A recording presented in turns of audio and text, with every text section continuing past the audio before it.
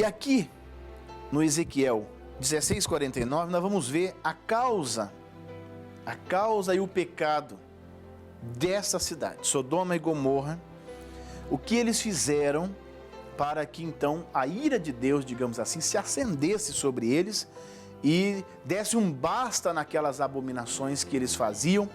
E vamos ver o que Deus estava falando aqui.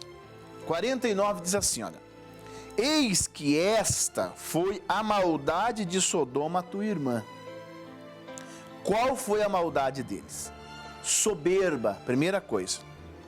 Segunda, fartura de pão e abundância de ociosidade teve ela e suas filhas, mas nunca esforçou a mão do pobre e do necessitado.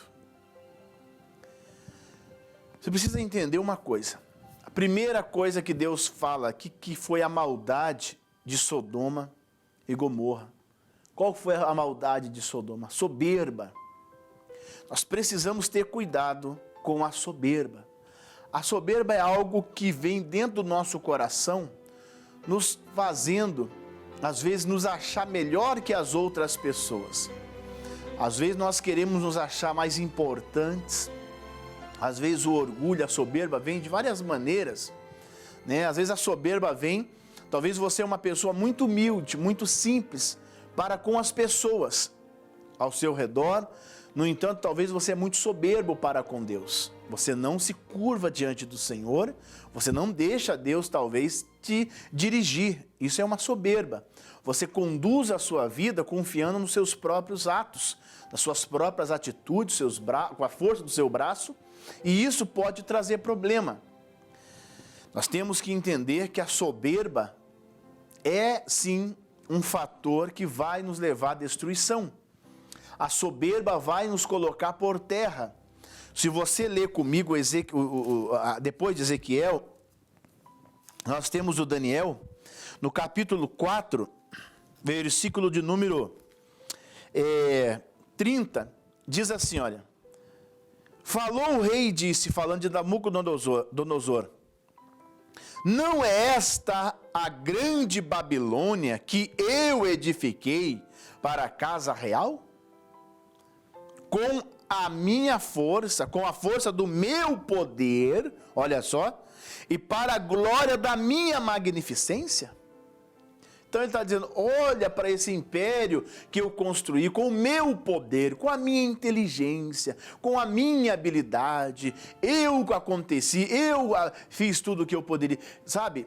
E ele estava falando, o versículo 31 diz, ainda estava a palavra na boca do rei, quando caiu uma voz do céu.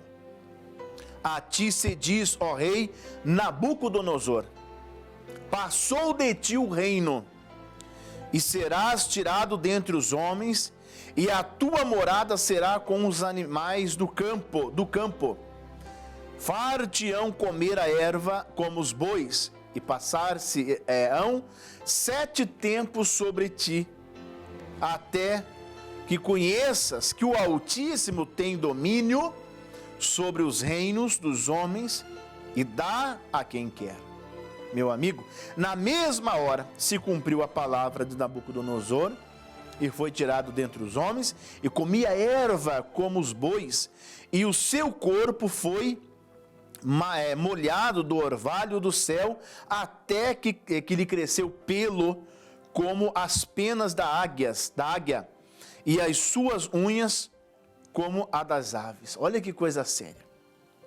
Aí a Bíblia diz no versículo 34, mas ao fim daqueles dias que cumpriu o que Deus falou, eu, Nabucodonosor, levantei os meus olhos aos céus, ou ao céu, e tornou-me a vir o meu entendimento, e eu bendisse o Altíssimo, e louvei e glorifiquei ao que vive para sempre, cujo domínio é um domínio sempre eterno,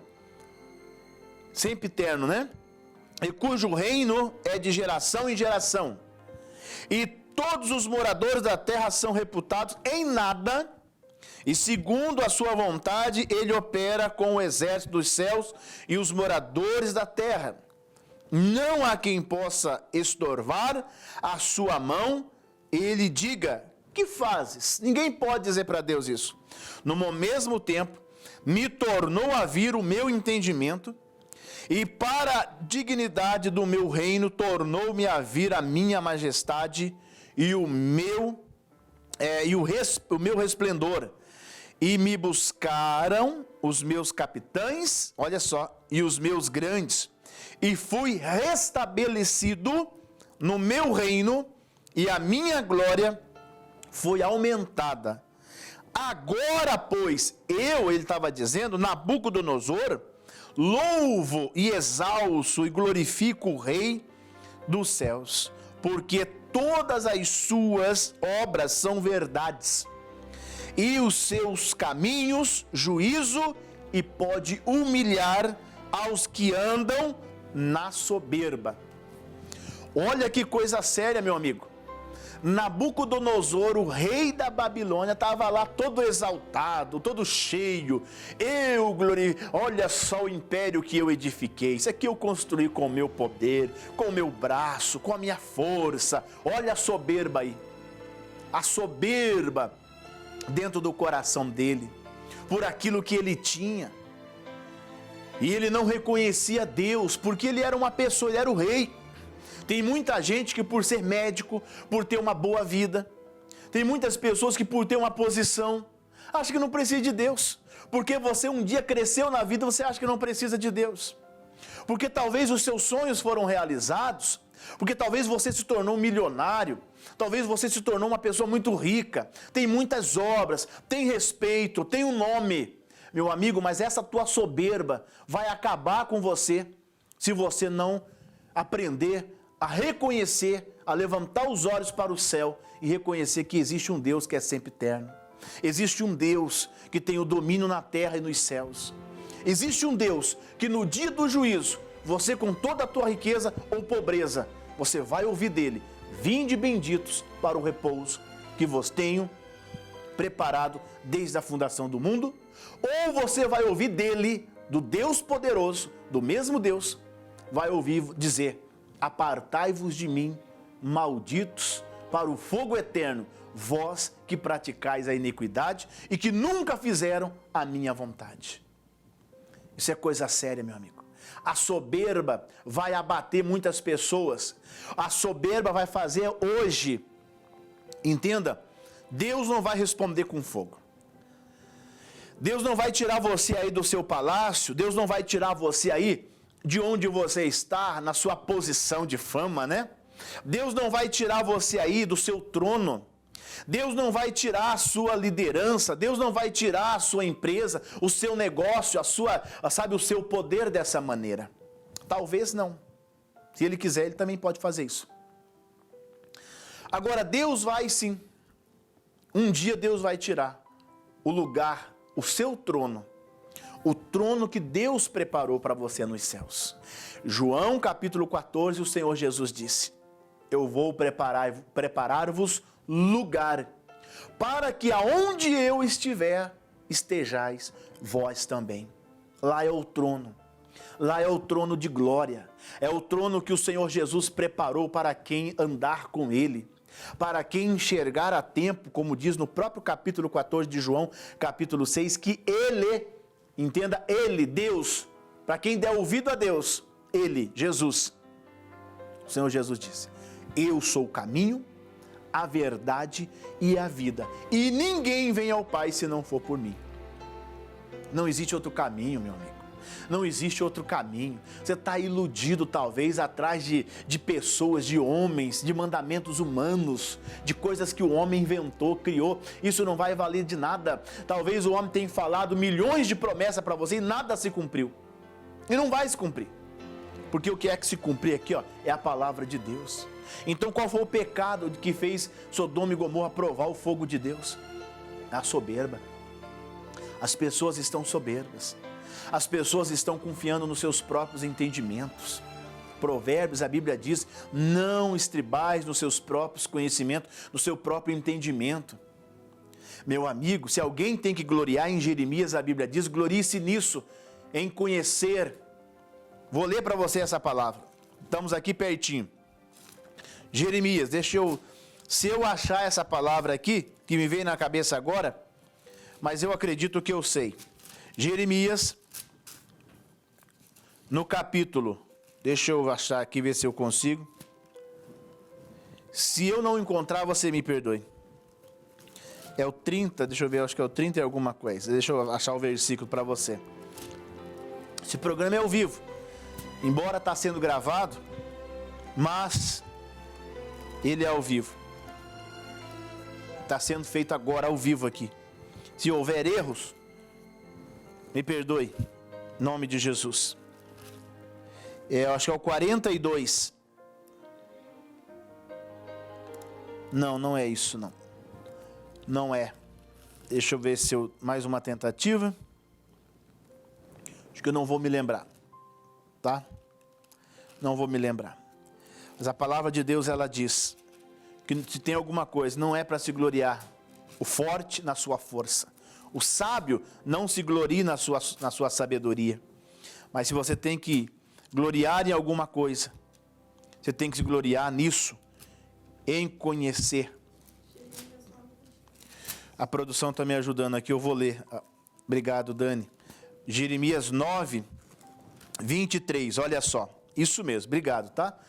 9, 23, assim diz o Senhor, não se glorie o sábio na sua sabedoria. Eu sabia que estava escrito, mas queria dar a base para você certinho, né? Nem se glorie o forte na sua força. Não se glorie o rico nas suas riquezas. Nabucodonosor se gloriou nas suas riquezas. Eu sou o cara, eu edifiquei a Babilônia, eu construí esse grande palácio, olha tudo que eu tenho. E tem gente assim, olha o que eu conquistei. Muito bem, conquistou muita coisa aqui na terra, onde a ferrugem e a traça vai corroer completamente, não vai sobrar nada. E o seu palácio no céu?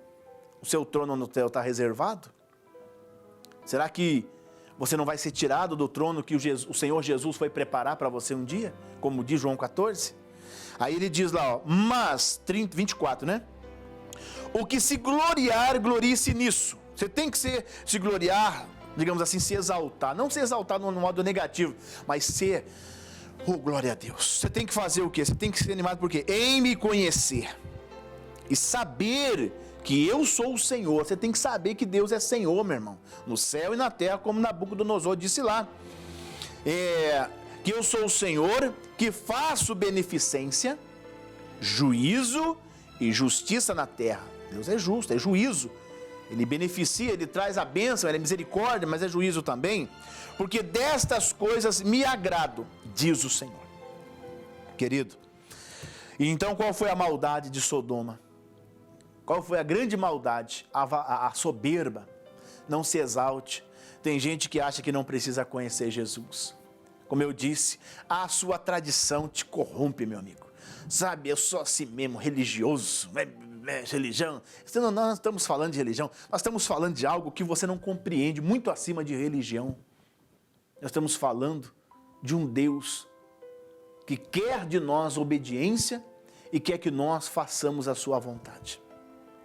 É isso que eu estou falando, de fazer a vontade de Deus. Porque se esconder dentro de uma igreja, dentro de um templo, achar bonito, ter uma aparência onde todo mundo olha para você e acha que você, nossa, que pessoa exemplar, vai para a igreja e volta. Só que talvez você entra na igreja, sai e vai beber. Talvez você entra na igreja, sai e vai roubar. Talvez você entra na igreja, sai e vai ficar mentindo para os outros. Talvez você entra na igreja e sai com o coração magoado. O que resolve isso? O que resolve isso? Você entra na igreja, a igreja é lugar de pregar a verdade é o que se liberta, é para libertar a pessoa. Se a palavra de Deus não me libertar dos meus pecados, então não resolve nada. Não resolve nada a minha religião. Tiago capítulo 1, versículo 19 em diante, você lê lá que você vai ver que a religião desse é em vão, se eu não for cumpridor da palavra.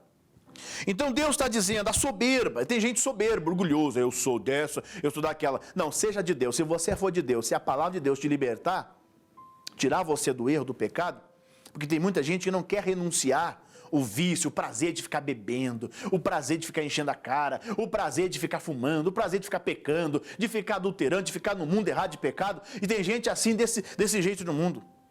Aí todo soberbão, não, eu não concordo. Você não concorda porque você não quer abrir mão dos seus erros. Isso pode te custar caro. Por quê, pastor? Porque o fogo consumiu Sodoma. Você pode ter a certeza que o fogo de Deus vai passar. Um dia nós vamos enfrentar o juízo. E se a gente não estiver preparado, nós vamos ser lançados no fogo eterno. Aonde Satanás estará esperando a gente. Qualquer um de nós, eu, você, que não fizer a vontade de Deus, ninguém escapa. Não vai pensar que porque eu estou pregando aqui, se eu mudar a minha cabeça um dia, virar a cabeça e ficar louco aí, eu vou também provar. Não adianta qualquer pessoa. Não tem que ser firme com Deus. Nós precisamos sim não deixar a soberba. Em Provérbios 29 a palavra do Senhor diz: o homem ou a mulher que muitas vezes repreendido é e endurece a servir, ou seja, a pessoa não se curva, é na soberba, firme, não se curva, será quebrantado de repente sem que haja cura, sem que haja restauração. Não tem como. Então o primeiro erro foi o quê? A soberba, e é consequência da soberba. A soberba traz as outras coisas, por quê? Porque a soberba, a fartura de pão. Nós ouvimos o testemunho do Danilo. Você viu a novela da vida real do Danilo? Talvez você não teve a oportunidade de ver. Talvez você vai me assistir um dia no programa gravado, pelas redes sociais, aonde quer que seja. Talvez você não viu.